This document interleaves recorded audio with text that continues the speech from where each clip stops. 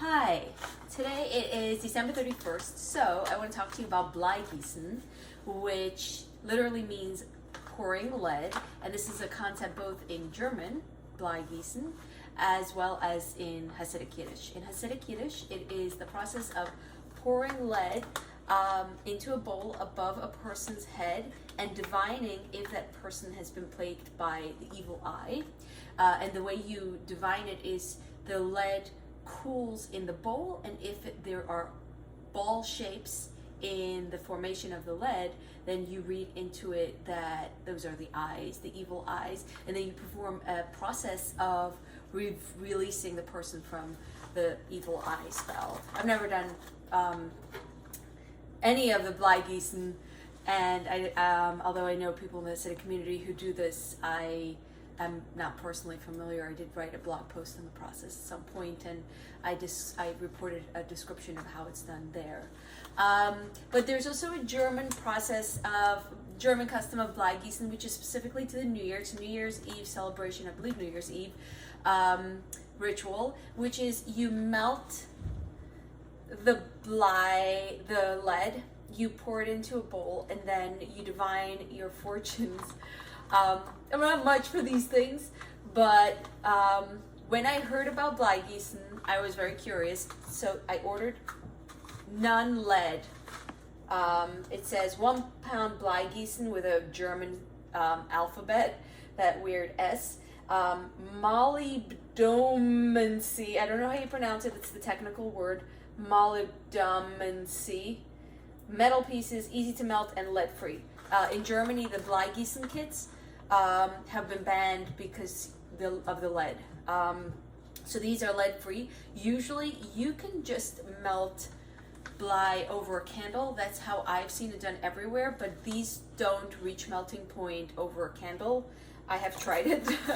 And also they made my hands really black. I don't know what it is. So I have to do it over the stove.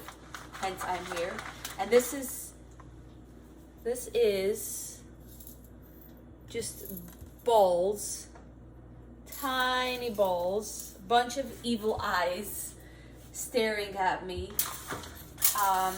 And now I'm gonna be melting it. I can't cook, so I don't have a lot of faith in this process either. But since I am here by myself at the moment, so I think it takes a couple of minutes if you do directly over the flame to melt it. And once it's melted, you pour it into, I'm going to put it in my Pyrex. I don't know what's going to be with the Pyrex afterwards. I have not thought this through properly. And I'm going to, so the way it works with a German Blei-geissen is you have a guide with all sorts of shapes, a moon, a sun, an animal, and based on the shape you will know your fortune. Some fortunes are bad, some things will mean that you're going to have an enemy, you're going to have a hard year, and some of them are good. And